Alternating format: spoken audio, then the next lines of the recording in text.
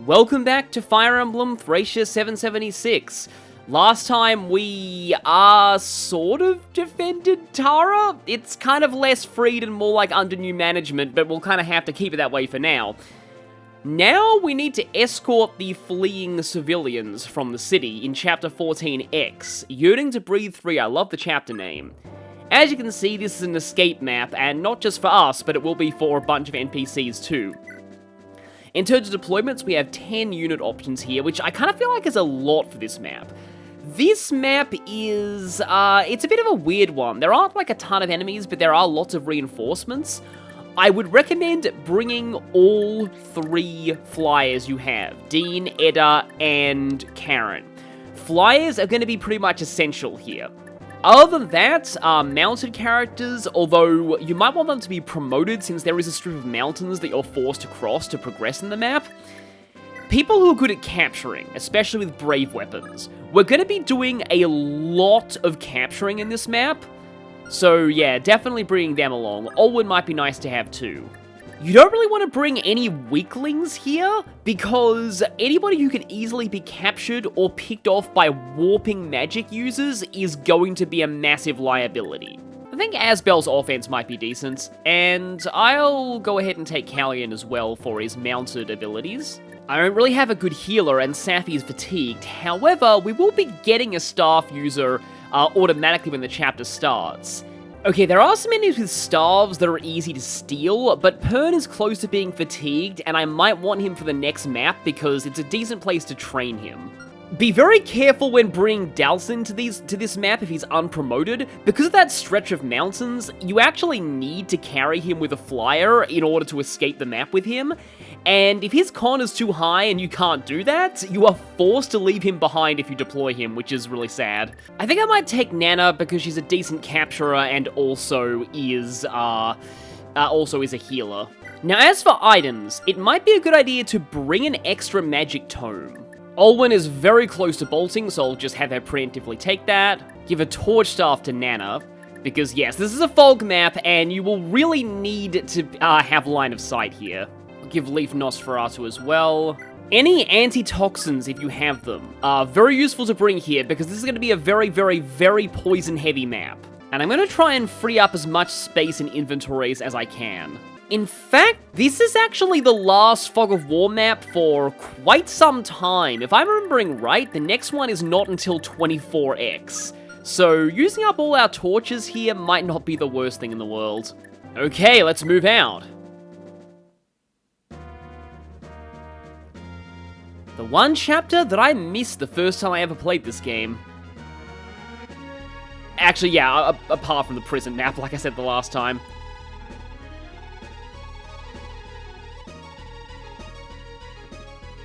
But it's recommended that you get this because not only do you get the rewards for saving the civilians, but also you can grab a lot of extremely useful staves, and also you get a little bit of story details that you really, really want to get because, let's just say that you miss out on some context with a certain very important character if you don't get this one. That was why I was very annoyed that I missed this in my first playthrough. Yeah, about 600. The fact that there are, a maximum of 6 units of NPCs in this map would imply that each one represents about 100 people.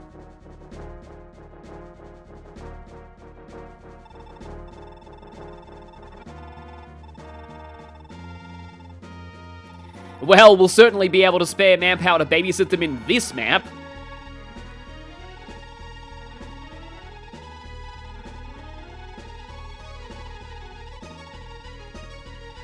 Yeah, we can just get them out of the valley, but that should hopefully be enough.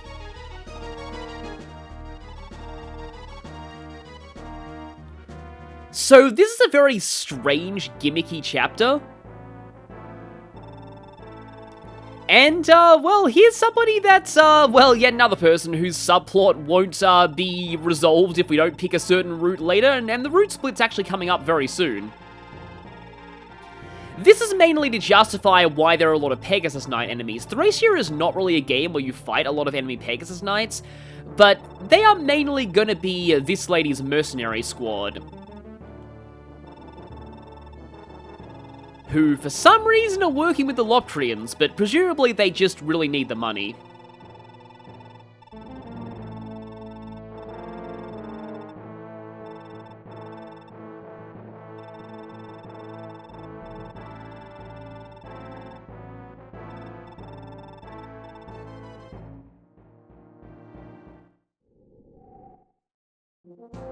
So this is a very strange and gimmicky chapter, but first, Lenoan is now on our side with some very useful staves.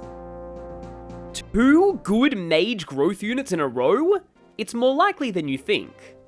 Lenoan is similar to Homer in a lot of ways, being an underleveled magic user who is nonetheless easy to train, who has a 5 times follow-up critical modifier and the ridiculous Sage promotion.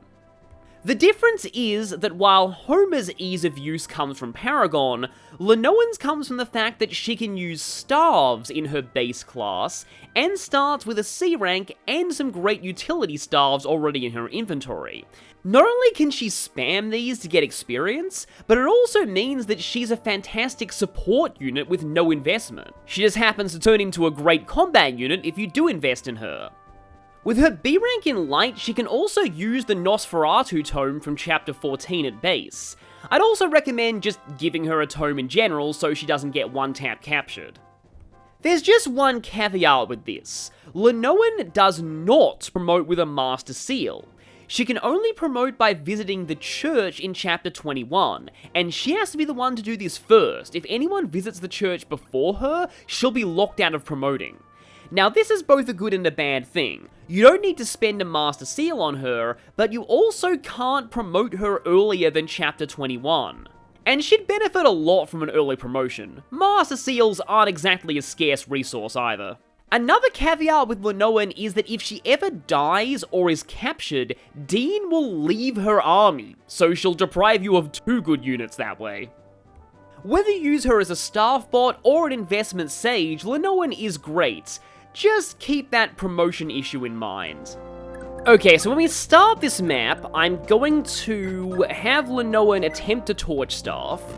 Having 2 Torch Staff users is pretty nice here, because you sort of want eyes on as much of the map as possible.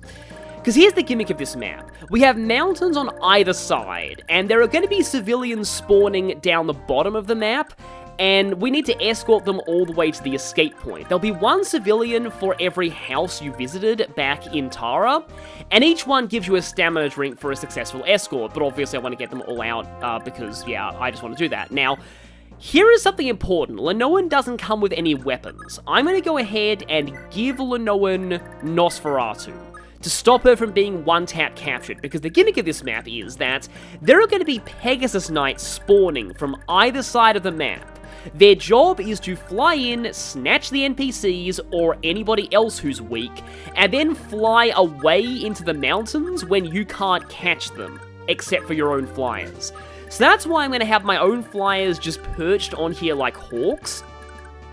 Callion's going to be here to escort NPCs, Asbel kind of will be too. Meanwhile, the others are going to be heading straight forwards up the map, because I also want to deal with the boss. He has a long-range tome, so obviously you want to get rid of him before any NPCs get close, as he will kill them.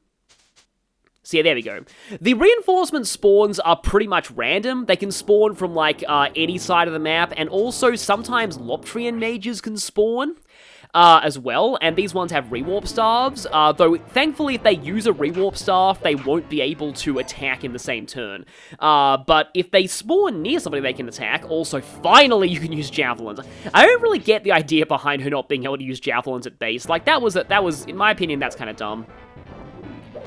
Yeah, the fact that 2 of these Pegasus Knights went and attack Karen is not the best, though, because now I need to spend my own flyers' turns killing them.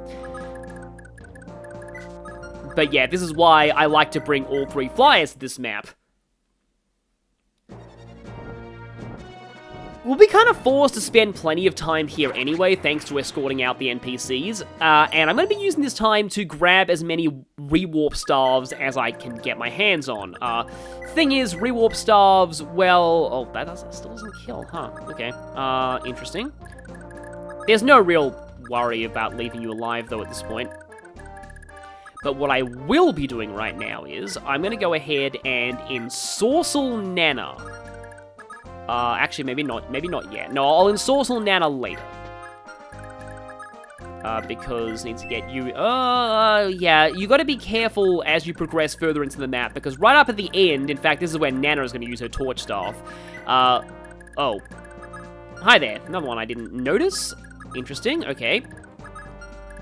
Now, the cool thing is, Olwen actually does have Vantage now, so, and I believe these guys are so pathetic that Olwen one-shots them with Dire Thunder. Yeah, they don't have a lot of HP. Like, they're not really much of a threat. Like, even Lenoan typically, like, if she has Nosferatu, she's usually okay, although I think she gets double with Nosferatu now that I think about it. Yeah, she probably does, but, they don't have much hit on her in any case, especially if she is within range of 2 people with Charm at once.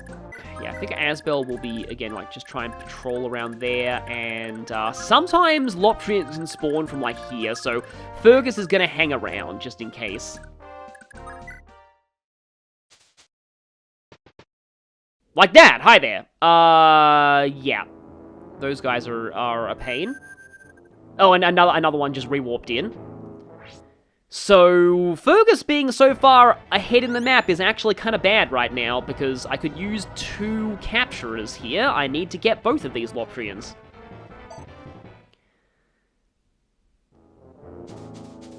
Okay, we have a decent number of Pegasus Knights here. Fortunately, though, they are going to throw themselves against people who can one-round them.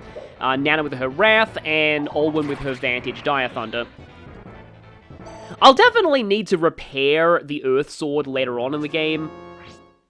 Because, yeah, Nana's got so much stats and Wrath, it just makes sense to have that sword so that she can keep being an offensive monster. I like it when, like, the main love interest of the protagonist is an offensive monster, like with Sheeta in Marth's games. Okay, yeah, so here, thanks to Nosferatu, Lenoan should be getting most of her health back. I do believe she gets doubled, though. Yes, she does. And that's why I don't trust 1RN.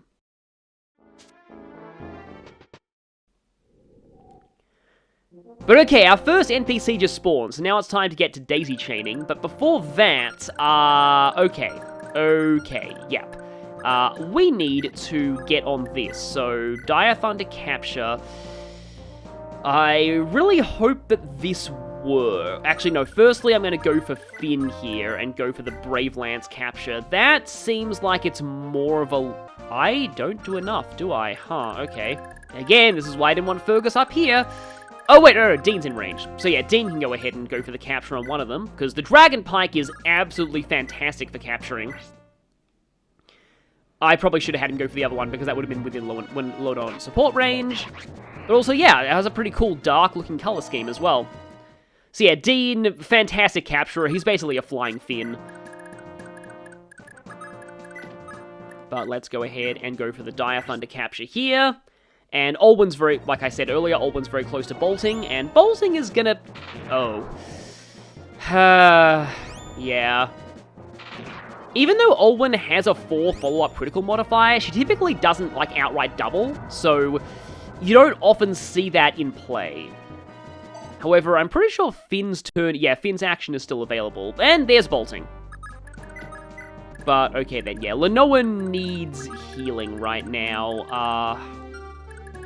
So to that end, I'm going to actually have Leaf kill you, so that I think I can use, Asbel to heal Lenoan. D-Starves is not the best, but at least it lets you do things like that. And now Finn will go for the capture. Now, I normally like the Loptrian mages to be released by the time the enemy phase rolls over, so that if any more Loptrian mages spawn, they can't attack you while your stats are halved. But there we go, we can go in mountains too. Yeah, let's just have you huddle in here. Oh, and now I can ensorcel Nana.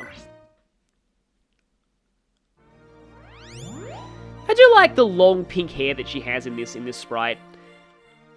In a way, I kind of wish Lenoan was like the same class as Daedra from Genealogy, but she's not. She's actually the Cleric class, which for some reason, it's called Sister in Japanese, but it can use magic in this game before promotion.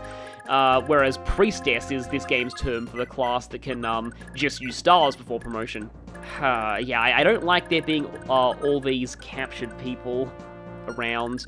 But yeah, now that Nana is ensorcelled, she's going to just go Unga Bunga and charge all the way up here. And activate the Torch Staff. Just so we can see the main threats of this map coming.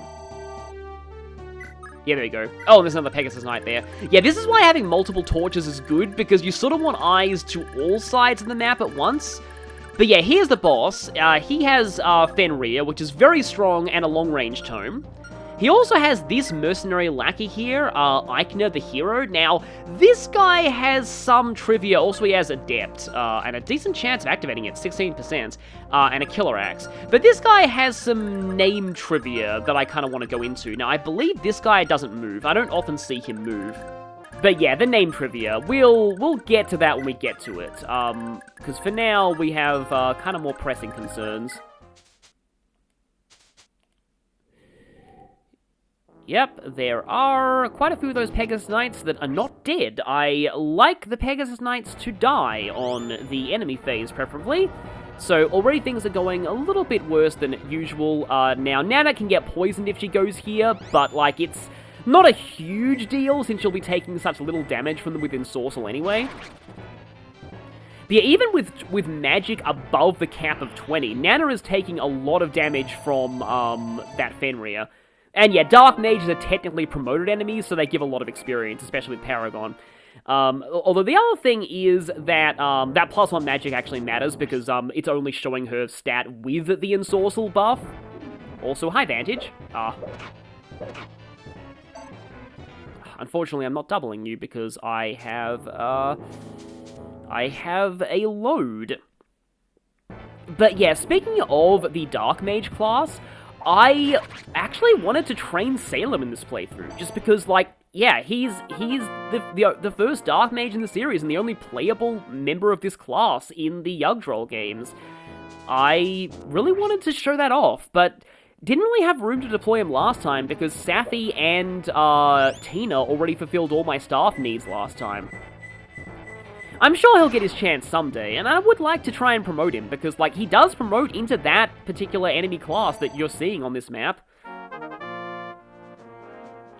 Yeah, bear in mind this is with Leaf's charm. Okay, good, you die.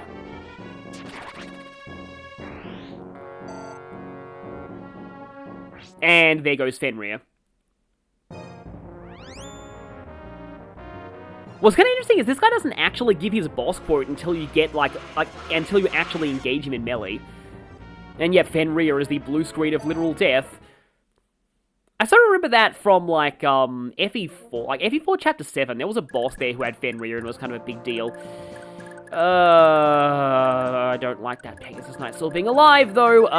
Let me see. Let me just try and Dragon Pike you. Goodbye, and now I can canter him to somewhere where somebody can hopefully take that Loctrian Mage off his hands. I don't want to canter him too far, though. Okay, no, you can't take. But you can. You don't really need to take Jormungand's if you can help it, but, they do sell for a decent amount of money. Also, don't be fooled by the Victory is Near theme. This map is far from over. There's just so many reinforcements. I guess I'll just do this. And yeah, this is the same animation as Nana's Earth Sword. Called Razaya in Japanese rather than Nosferatu, who only got that name in the localization thanks to, the fact that it used to be a Dark Tome, which, yeah, the name Nosferatu seemed like a good idea at the time, and then actually not really, because it was traditionally a Light Tome. I may as well take the Jormungand from you. So that's 2 rewarp staves. They are A-ranked, so you don't really need a ton of them, because it's going to be a while before people can, like, practically put them to use, but I like to get as many warp staves as I can as trophies. So, okay, now, I could try and capture, but let's not do that. Is that not a kill? I don't think that's a kill, actually. But I got the crit anyway. Okay, that's actually a slight problem, because it means that the hero is going to go on a mountain if he attacks me. That will put me on no terrain, but is me... Yeah, I think I'll stay on the mountain, yeah, but... Okay, this could be bad. But yeah, he will just straight up charge at you when he gets the chance. Get Fergus over here, and then... Yeah, Dean has one of my torches, so maybe he should be my torcher for the lower part of the map.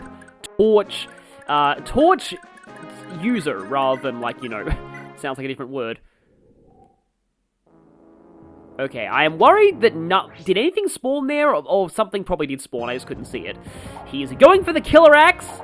That worries me a lot. Okay, good thing that I managed to hit him, though. Aha, exactly. There was something that spawned that I couldn't see. But yeah, so that guy who just attacked me, the sort of mini-boss, so his name is Eichner in this version. In the Japanese version, he is named after Adolf Eichmann, who was a World War II era German war criminal. Let's just say. A pretty significant war criminal. He actually helped orchestrate a certain genocide from World War II era Germany, so... yeah, he's named after a very, very, very bad person, and because of that, the Project Exile fan translation decided to rename this boss to be named after the political journalist who covered Eichmann's trial.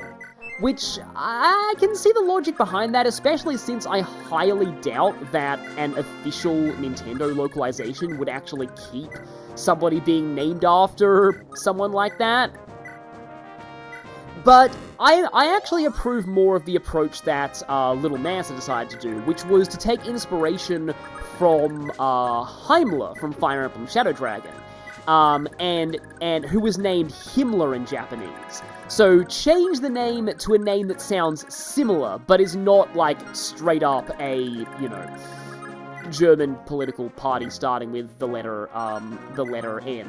Yeah, like, not literally, like, not a literal, like, named after a literal one of those people. Okay, if I go here, I'll be on a mountain, and the hero will not be on a mountain if I go for him. So yeah, let's take this guy down. I keep forgetting that this goes off your strength stat in melee, so it's actually a lot better if you've been ensorcelled to attack from range. Last time I attended this chapter, Nana crit anyway, so I didn't actually, like, it didn't really matter, but still. I believe she might need a crit here, or not? Let's see. Oh no, she didn't need a crit, good. So Fenrir is out of the running, which is important, but don't celebrate just yet, because, those Loptrians that spawn, they have this annoying tendency to, if they can attack an NPC at range, they will do so, and they will murder them. That's also another reason why I feel like, the naming of this guy, like, it kind of makes sense to keep it close to that inspiration, because, like, he's working with, he's working with a faction that straight up, you know, kidnaps children and slaughters them en masse. Like, maybe that naming was intentional. Oh yeah, Lenoan does still have Torch, I think, but I mean, I guess there's no harm in activating it again. Okay, I'm gonna actually check the Loptrian spawn points. They're basically there, and then there's two of them right up the top. So the civilians are not safe even if they're up there. In fact, I'd actually recommend having people carry them and then escape the map while carrying them. It's significantly safer than the other method. I suppose Asbel can take one. He's usually pretty much safe even while he's carrying one. Though the Accost manual right now might be a bad idea. Okay, well, I guess he can go in this forest. Maybe not. Okay, maybe not go in that forest. However, oh no, that hit rate is way too low. Yep, he can't go in that forest. Because that guy needs to go for Nana and die. Yeah, basically, I want at least one, like, potential capturer on, like, near the spawn points of these Loptrians. I suppose Lenoan can go ahead and heal here. Also remember, this is an escape map, so you need to get every one of yours out too. And the enemies will continue to spawn even after the boss is down. Oh, there. Yep, hi there. Oh, you have a vulnerary. I forgot you had that. Okay, now I have to take you down all over again. However, you are going to die immediately, which is good. Because the less Pegasi flying around the place, the better. Unfortunately, the top of the map is still fairly unsafe. Due to the fact that I have not actually killed that boss man yet.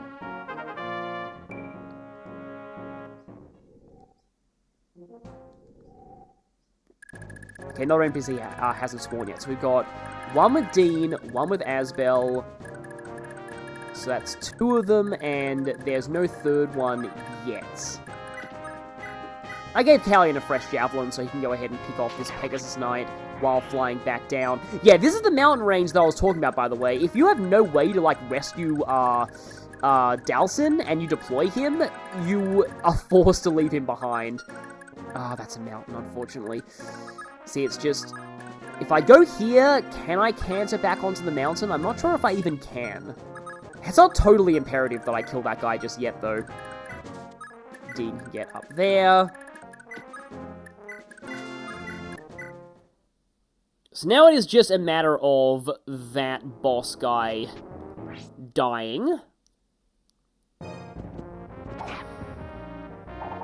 Didn't like the fact that Nana got hit there, but yeah, she fully restores herself because Wrath and Nana build is hilarious.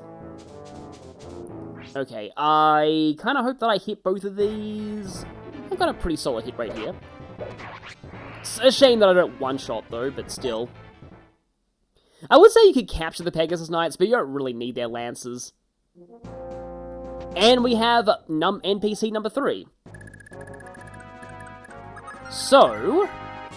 I can capture him, but, like, this guy, I just... like, the Killer Axe is so tempting, though. But... Actually, that's not gonna, like, one round. How much... Oh, because I'm in melee. Yeah, that's why. No, I'm just gonna go for, like, a straight-up attack on him. He doesn't deserve to be captured. And there we go. He doesn't even have any dialogue, but still...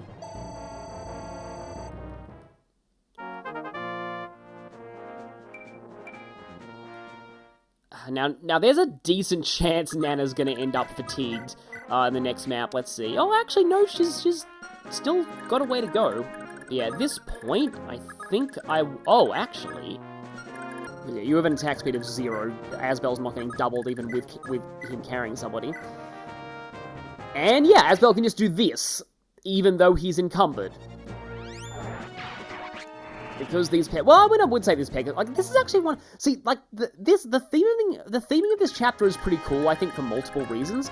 Like, firstly, this is, like, I know that there's, like, kind of a common thing of enemy Pegasus Knights being just really terrible in the Fire Emblem series, but here, like, their threat is not their stats. Like, this game kind of uniquely uses the capture mechanic against you by having enemies who exist to just grab these NPCs and fly away.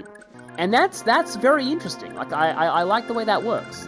But also, I really like how this chapter uses, like, gameplay story integration to convey something that does often happen in real-life war. A train of refugees fleeing an occupied city. It was something that Shozor Kaga actually stated in an interview.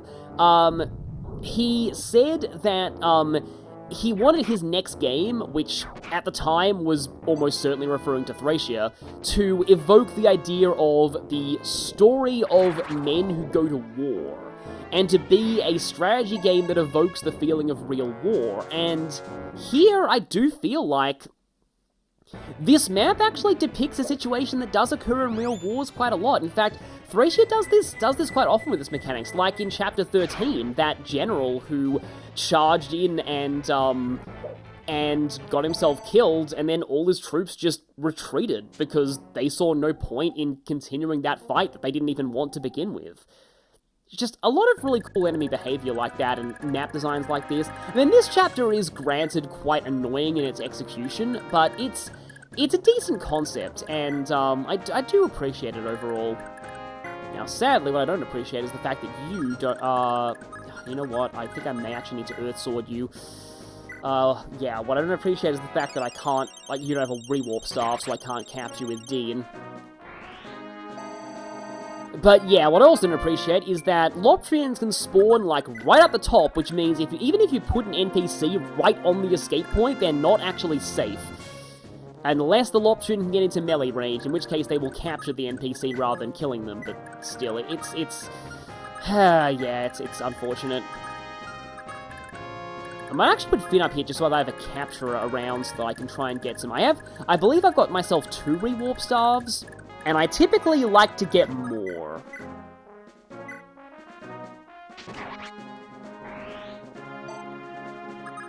Because right now, Olwen's Vantage is actually becoming a problem. Because it's killing the Loptrians before I can get their rewarp staves. So let's actually send her back a little bit and activate the torch staff again. Because, like I said, I don't think there's going to be another Fog of War chapter for a while. Edda, huh? Is she gonna get, like, one-shotted by any Loptrians that spawn? I wonder about that. I'll actually give that NPC over to Leaf in that case, and then, because, yeah, she is more meant for harrying the Pegasus Knights, not for going near where Loptrians can spawn.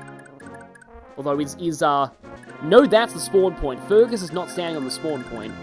And to that end, I'm just going to put Leaf here, just in case, just so that they can't actually get to Edda if they do spawn there.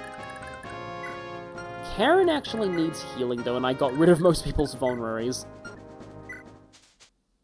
And that's... Okay, those Pegasus Knights are not actually a bad thing to be spawning there, because they will just go for a capture, because there's no way they're not going to be in melee range of the NPCs. Thank you for that, Dean. And that was another NPC. So currently we've got 3 in play, and that's number 4.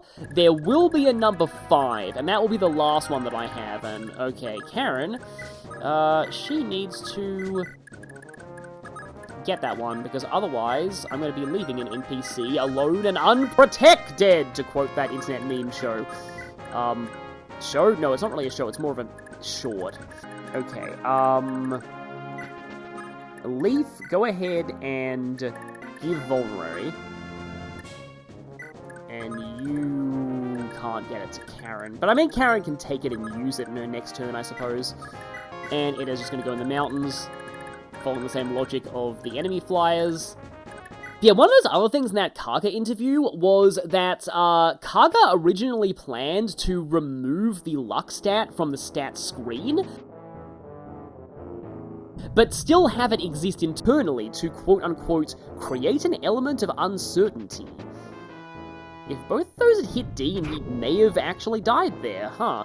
But yeah, this is what... I'm not getting lucky with these Loptrian spawns. Having 2 of them spawn at once in the very north is actually really bad when I have so many people here who are carrying NPCs. I mean, at least I got Finn. Oh, hi there. Thank you, Vantage. Finally, Dean got a one-shot.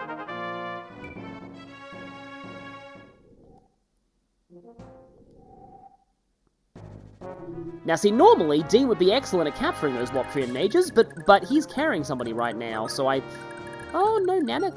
Hang on. I'm pretty sure Nana can take the NPC and heal in the same turn. But okay, let's just try and go for the... Now, that right there, that I believe is a successful capture, because I think I do 15 damage here.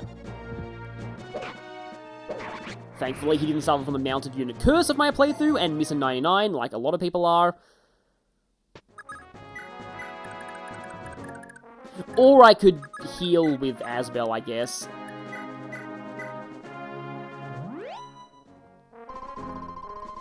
I don't exactly want Nana to be demoted to NPC carrier, but also, Asbel's getting pretty close to having maxed out, like, in all relevant stats. But yeah, also... oh, she can't canter. Yeah, that should be good. So that's 2 more rewarp staves. And 4 is honestly plenty. Yes! That was a good star proc. Because I can get rid of you.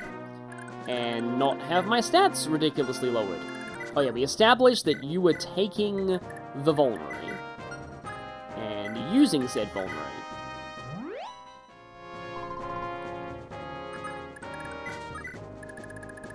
And we've got 2 there. 2 there, and then there's gonna be a 5th one.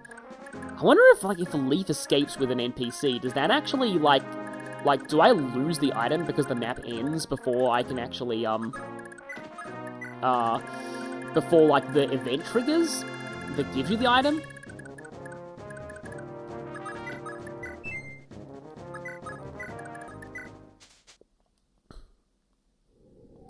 Okay, we've got a Pegasus. Were there any Lotrian mage spawns I couldn't see? We shall find out.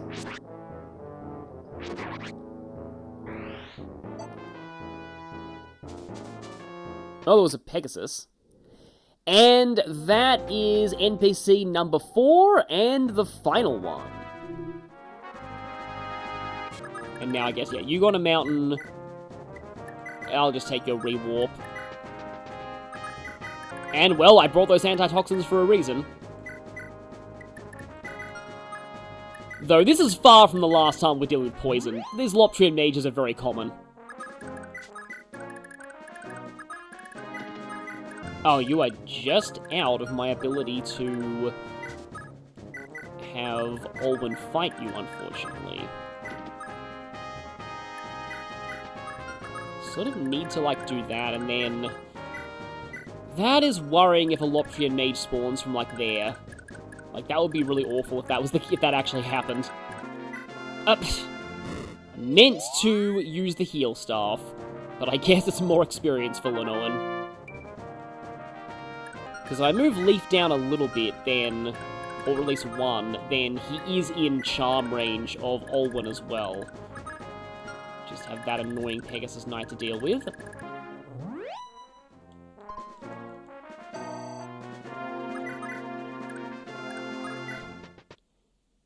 Okay, hi there. You can get to Leaf, can't you? Okay. That was a good dodge. See, sometimes I like having the map animations on for the spells, because, they often imply things about the spells that you don't really see in the battle animations. For example, Jormungand has, like, the poisonous skull erupting from the ground beneath you, which is pretty cool. However, yeah. Oh, actually, wait, hang on. Take. You keep flying, and now you can go ahead and go for the, this might not work, but I can try at least.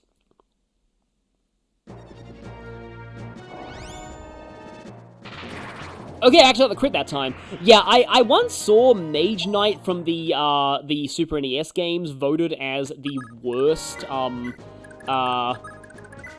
critical animation in the series, because, like, it's just them holding their hand up in the air slightly longer than usual. But yeah, at this point, that should be every NPC, so we're basically free to get a move on right now.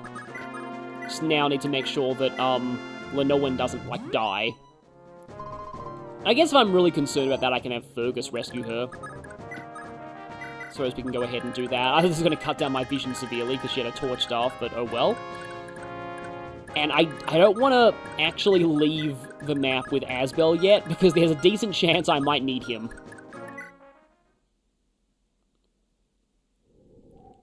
That worries me. I didn't hear any spawn sounds, which means they're all out of my vision.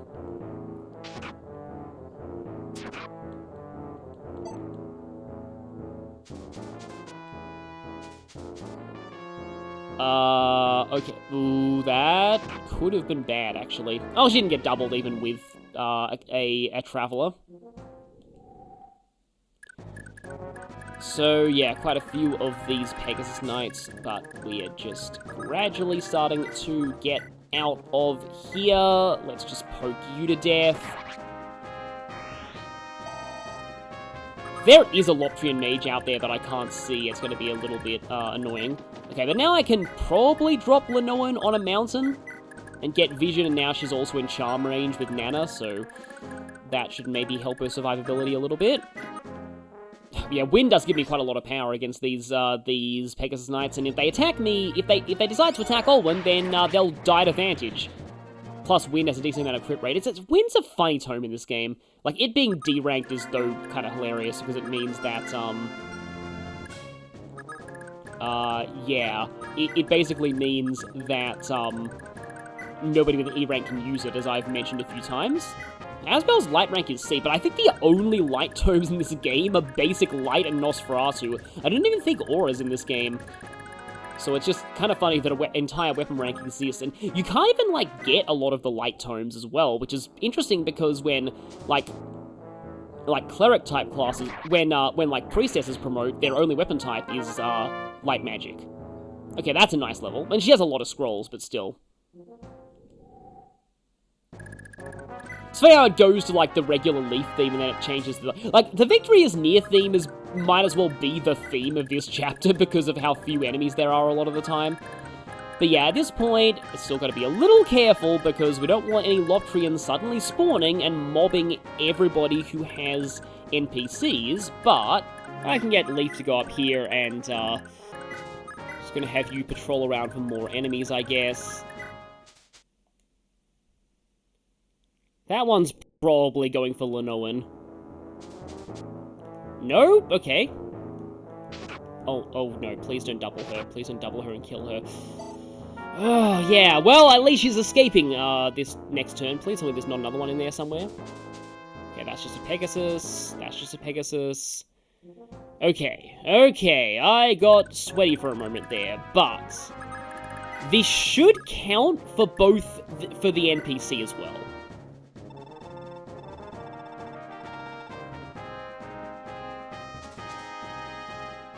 Yeah, there we go. Counts as an escape. Great.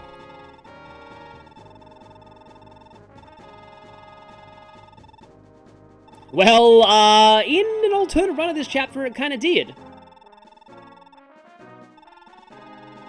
I think a lot of these lines were spiced up a little bit in the fan translation, specifically, Project Exile, but that makes sense. I'm pretty sure the dialogue in the original was just, "Thank you for saving me, take this stamina drink." But yeah, like, think of all of these as saving you 5,000 gold in the preceding chapter. Like, that's a lot of gold to be saving. Yeah, we won't leave you behind, Leaf. Leaf won't leave you behind. It'd be kind of funny if we actually do intentionally leave him behind later and just to get the prison chapter. I've got an idea of who I want to leave behind to get that one.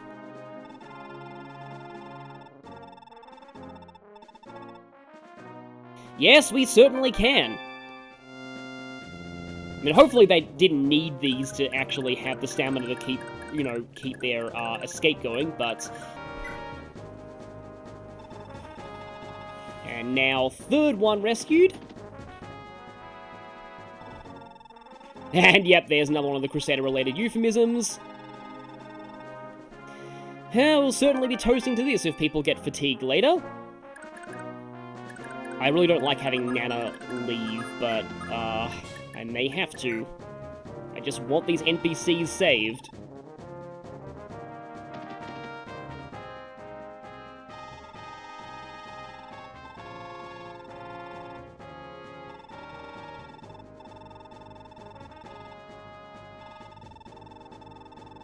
Yeah, this one's probably the biggest embellishment, but I think it's fine. Like, again, there wasn't really much of, like, a plot purpose to these, so you can kind of put anything you want in this dialogue. The whole point is just, they're giving you a stamina drink, and you're taking it. So, in fact, on that note, give you to Finn, and then, yeah, with this, we can get all of the NPCs out. There would be a sixth one if I had visited one more house, but this is why I said that the more houses you visit in Tara, the more difficult Chapter 14X will be for you.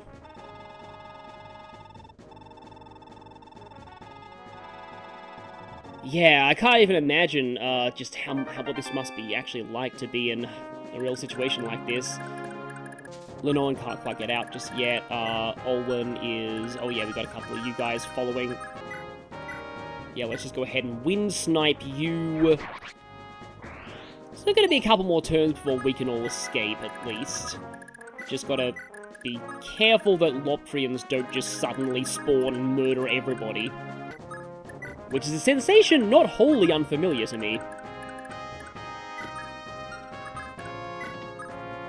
I wonder if I can just... I think that's going to turn out the lights, but still. I just really don't want Loptrian mages to spawn in the north and, kill Linoan, because that would just be awful when I'm so close to the end. Like, I know it makes sense to have Dean be the one who escapes with Linoan, but yeah, let's just go ahead and get her out by any means necessary.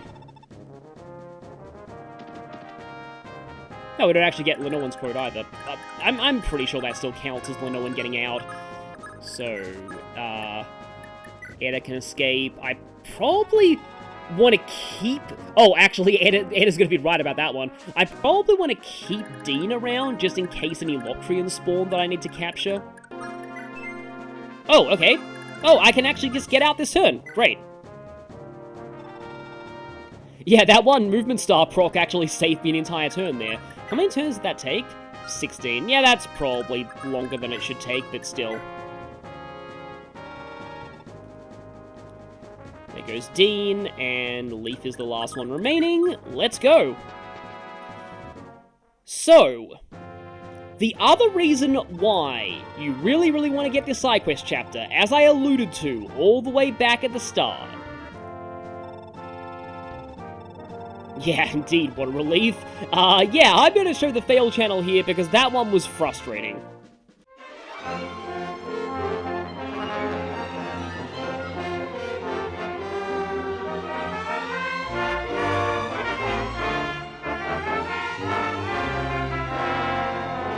I don't have as many rewarp staves as I can. Okay, well, good news is, they just did a capture. Now, I wonder if there are any more Locrian mages lurking in the darkness. I think I heard the sound of footsteps, which means one of them spawned. Yep, there we go. Hi there. Are you serious? No way! Not when I was so close! Really? Is it the Dolph mountain range? Is it any relation to Dolph? Because, yeah, now that we've kind of fulfilled our objective with Tara, our next destination is Leonster itself. The next arc is about liberating Leaf's home castle. But it's one that we have a bit of a choice in how we undergo it. And yeah, here we go! Remember when August mentioned his mysterious benefactor a long time ago? Back in Chapter 2, I think? It's Lewin himself. If you don't know who this guy is Ced's father, and he's a very important character from Genealogy of the Holy War, the original wielder of the Forseti tome. However, his actions during Gen 2 are very mysterious.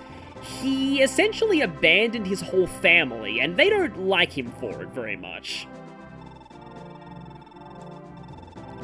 But that's because he's not entirely himself right now.